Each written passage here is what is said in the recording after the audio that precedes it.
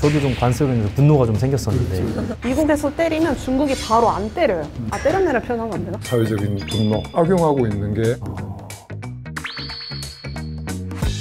규모의 경제 오랜만에 들어서 되게 반가운 단어였는데요.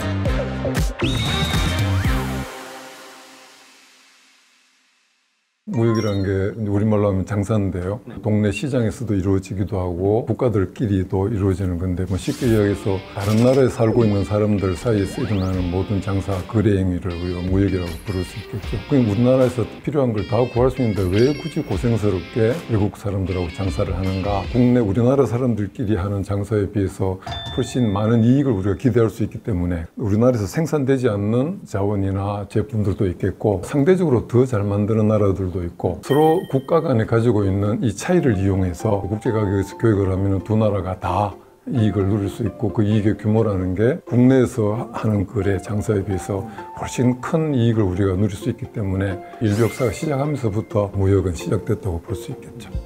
삼성물산 상사부문은 세계 이 각지에 필요한 재화나 서비스가 있는 경우에 적재적소에 적시에 이제 갖다 주는 기회를 항상 찾아서 저희는 수익을 창출하는 것 같습니다. 저희 물산이 제조업사가 아니다 보니 저희는 다른 회사에서 이미 생산한 제품을 사서 팔아야 되는 구조입니다. 국내에서 구매와 판매를 다 담당해서 다른 나라에 판다 했을 때 우리가 일반적으로 이해하고 있는 수출, 수입 이렇게 되고 있고요. 다른 나라로부터 사서 이걸 또 제 생각한테 파는 거를 저희는 이제 중개무역이라 해서 이런 무역도 하고 있습니다. 그래서 이 중간에서 나오는 커미션 피 이걸로 저희는 수익 창출을 지금 하고 있습니다.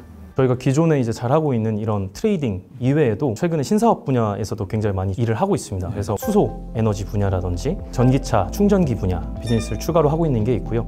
삼성물산이 여기서 차별점을 가질 수 있는 부분이 뭐냐면 글로벌 네트워킹이 굉장히 넓게 확대되어 있다는 점이에요. 구매하고자 하는 국가에서 네트워크가 없다라든지 혹은 네트워크가 있다 하더라도 이제 협상에 있어서 많은 한계에 부딪힐 때가 많습니다. 그래서 이런 리스크를 관리하는 입장에서 언제 어디서나 24시간 내로 다 대응이 가능하다 보니 물산의 이제 역할이 굉장히 중요해지고 있습니다. 그 기술 변화 발전 속도에 따른 기술적인 불확실성 리스크 더해가지고 최근 들어서 뭐 여러 가지 지정학적인 리스크 같은 거 점점 커지니까 그런 모든 불확실성에 의해서 초래되는 고생스러운 일들을 다 이제 아웃소싱을 하는 거죠. 덤탱이 쓰시고 맞습니다. 세상에 불확실성이 있는 한 종합상사는 절대로 망하지 않겠네요. 그런 생각 해봤습니다.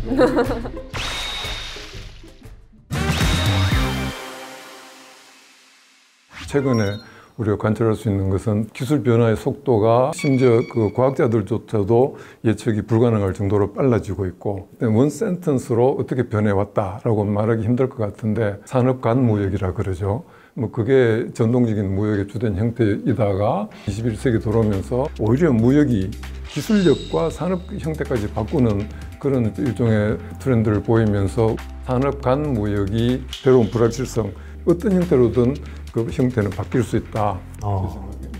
뭐 우리 60년대 초반만 해도 우리나라 1인당 GDP 규모가 이디오피아보다도 더 낮은 세계 최빈국 수준이었었는데 아무것도 없었던 거죠. 우리가 뭐 아시다시피 자원이 있는 것도 아니고 기술력이 있는 것도 아니고 군사 정부 차원에서 시도했던 산업화라는 게 알고 보면은 결국은 이제 무역 정책이었죠. 그나마 우리가 살아남는 길은 그 사람들을 활용해서 살 수 있는 게 기술 집약도가 낮은 이제 소비 제품이었죠. 그런 경공업 제품에서 종합산업, 그다음 상대적으로 기술 집약도가 높은 기계공업, 최근 들어서 우리가 이제 반도체 시장 지배를 가진 국가가 됐는데 실질적으로 이렇게 빠른 시일 내에 우리나라가 산업화 어느 정도의 기술 집적이 이루어졌던 거는 오로지 무역 달성 목표를 미리 정해놓고 할 수 없이 우리가 어느 정도의 기술력은 갖춰야 목표를 달성할 수 있으니까 세계 경제 교과서에서 빠지지 않고 나오는 게 우리나라의 사례인 거죠. 대구에 가면 저희 이제 삼성상회라고 있습니다. 이제 삼성상회를 설립하시고 뭐 건어물이라든지 첨가물 이런 유를 가지고 수출을 하시고 국수, 설탕 뭐 이렇게 다 하셨던 것 같은데 제가 이해했던 바로는 그 당시에 가장 기회가 있었던 제품이 당시에 그런 건어물, 첨가물 제품이었던 것 같고요. 그래서 그 당시에 부가가치가 제일 높은 제품이었죠. 어떻게 보면 한국에서 가장 부가가치를 창출할 수 있는, 수출할 수 있는 제품이 그거였던 것 같고 말씀해주신 한국 경제사 발전과 똑같이 흘러갔다 생각을 해요. 이젠 AI 시대로 넘어가는 과정에서 계속 새로운 기술들이 나오고 있잖아요. 그런 분야도 지금 물산에서 계속 주시하면서 쫓아가고 있기 때문에 제가 봤을 때는 이제 한국 경제사 발전에 따라 물산의 이 아이템들도 계속 바뀐 걸로 보입니다. 그리고 역사를 돌이켜보면 항상 새로운 부가가치를 창출하는 모험이었다. 그게 지금까지 살아남을 수 있었던 비결이었던 같은 생각도 두 분 이야기 들으니까 아주 전문화된 영역에서 이제 고생을 하고 계시지만 두 분 다 CEO가 될 관상이기 때문에 그 두 분이 CEO가 됐을 때 맡고 계시는 삼성물산은 어떤 모습을 하고 있을지 혹시 그려보신 적이 있으신지. 영제품이 먼저 좀 해주시면 생각을 좀 하고 제가. 매우 좋은 전략이시네. 이런 식으로 전통적인 트레이닝은 굉장히 중요하고 이건 앞으로 계속 가져갈 부분이지만 신사업도 계속 개발을 하면서 이제 새로운 변화하는 시대에 맞춰서 그 기술을 접목하고 또 여기서 물산이 할 수 있는 일을 찾는 그런 것을 지향하고 있습니다. 그래서 저희 이번 25년 삼성물산의 슬로건이 세상을 잇다, 미래를 열다입니다. 그거에 더해서 저희가 비전도 또 저희가 가지고 있습니다. 기존 밸류 체인들은 더욱더 강화해서 잘하고 더욱 발전시켜서 나라에도 이바지할 수 있고 더 떳떳해질 수 있는 그런 회사가 되는 그런 좀 비전을 저희가 갖고 있거든요. 그래서 그 비전에 충분히 동의하시고. 네, 뭐 저도 좀 파란피가 흐르고 있기 때문에 그렇지 않더라도 좀 부합해서 열심히 해야 되지 않나. 네, 삼성물산 주식이 좀 있는데.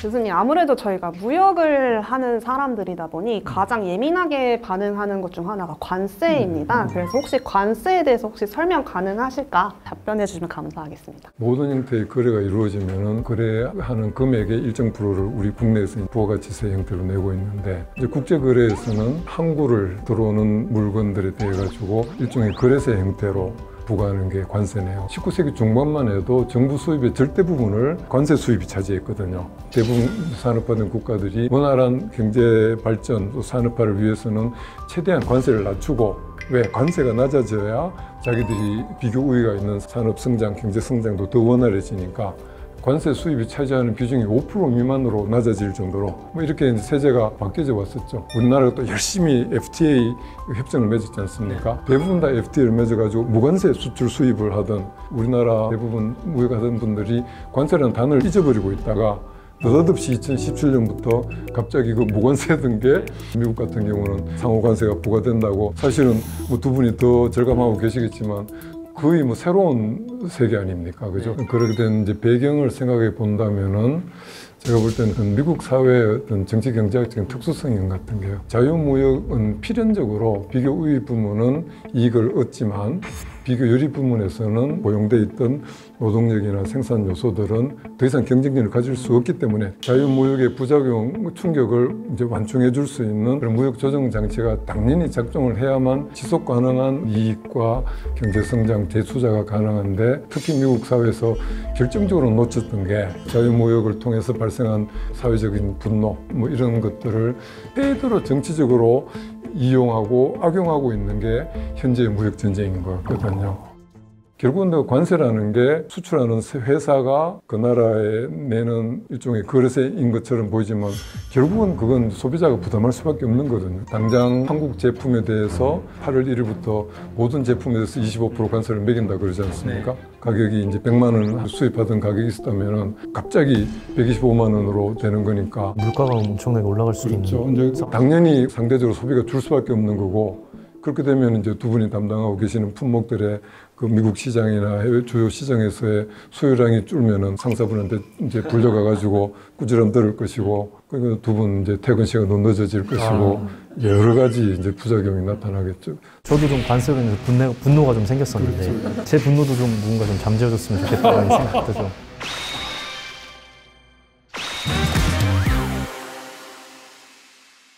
저는 이제 철강 제품을 말씀드린 대로 판매를 하고 있고 또 특히나 이제 제가 미주 시장을 하고 있거든요. 삶의 질이 많이 떨어지시겠죠. 예, 그 미국 이제 정권이 바뀐 이후에 굉장히 이제 삶이 많이 팍팍해졌습니다. 철강 제품 같은 경우에는 앞서 이제 설명해 주신 관세가 3월에는 한 25%, 그리고 이제 6월부터는 50%까지 올라갔거든요. 아이고.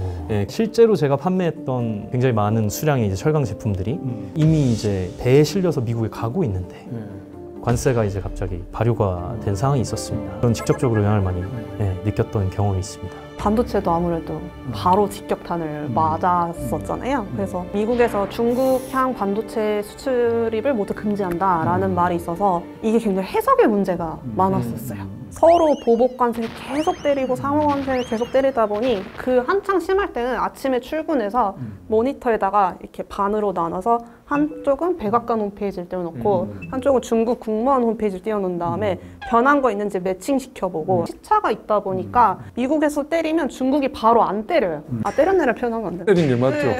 실제로 때리는 것 같아서 그래서 엄청 주의 깊게 봤어요. 두 국가가 결정한 정책이기 때문에. 그래서 일단은 기민하게 반응하자는 입장에서 계속 동향은 확인했고 바뀌는 정책은 계속 확인하는 편이에요. 저희는 종합상사로서 또 리스크 안에서 이 살아남는 더욱 큰 그런 회사로서 이걸 이겨내고 있고 더 좋은 기회 찾을 수 있을 거라고 저는 좀 생각을 하고 있습니다. 긍정합니다. 어떻게 보면 힘들 수 있긴 하지만 보람차기도 하고 굉장히 흥미로운 곳이라고 생각합니다. 굉장히 모험을 즐기는 분들한테 최적의 직장인. 그러면 교수님이 바라보는 앞으로의 무역은 어떠한지도 궁금합니다. 경제 구조나 또 산업 구조, 또 정치 구조가 어떤 형태로 바뀌든지 간에 무역으로부터 절대로 이제 자유로워질 수는 없는데 무역에 대한 의존도가 커지겠지만 무역의 형태는 어떻게 결정될 것인가? 그건 우리가 누구인가에 따라 달라질 거다. 그래서 결국은 우리나라의 또 삼성물산의 또 두 분의 개인의 기술력, 부가가치를 창출해낼 수 있는 혁신 능력, 우리가 우리 실력을 쌓고 우리의 고유한 기술적 지배력을 갖춘다면 정말 우리나라가 전 세계 경제의 안정을 유도하고 리드할 수 있는 그런 정말 아름다운 무역의 형태가 될 것인데 우리 실력에 달렸다. 그렇게 요약할 수 있을 것 같습니다. 또 두 분이 맡고 있는 분야에서의 어떤 무역의 미래를 어떻게 보시는지 궁금하네요. 어떻게 보면 이런 끝없는 이 고통이 계속된다면 저의 역할들이 굉장히 계속 있을 것 같다. 불확실성이나 리스크는 계속 있을 것 같고 그걸 어떻게든 좀 창의적으로 해결해 나가는 방식에서 계속 부가가치는 창출되지 않을까 그런 생각을 좀 해봤고요. AI 때문에 디지털화도 발생하고 있고 국가라기보다는 기업 간의 이 관계성이 중요해지면서 기술도 속도에 맞추기가 계속 변화하게 될 거고 그러면 공급해야 되는 대상도 계속 바뀔 거고 그게 결국 공급 네트워크를 변화하기 때문에 이게 결국 무역에도 영향을 주어서 앞으로의 무역도 삼성물산이 변화한 것과 같이 계속 공급망의 다변화로 이어질 것 같습니다. 두 분 다 무한 리스크의 통증을 매우 즐기시는 사실 이제 표현은 통증이라고 표현은 하긴 했습니다만 뭔가 오히려 성취감이 좀 더 큰 것 같습니다. 통증보다는 일들을 저희가 뭔가 해냈을 때 거기서 오는 성취감이나 그런 데서 오는 카타르시스에 중독된 게 아닌가 그런 게 좋아서 저희가 일을 하는 거니까요. 감동적입니다. 위험을 사랑하는 두 분. 예. 무역이란 인류가 함께해온 무한한 이 역사다. 제가 생각하는 무역이란 메시지다. 삼성물산이 또 종합상사가 해왔던 그 비즈니스 역사라는 게 그냥 맨 땅에서 모든 가능성을 다 열어놓고 지금까지 해오셨던 거 아닙니까? 네. 그죠? 생존 전략이다.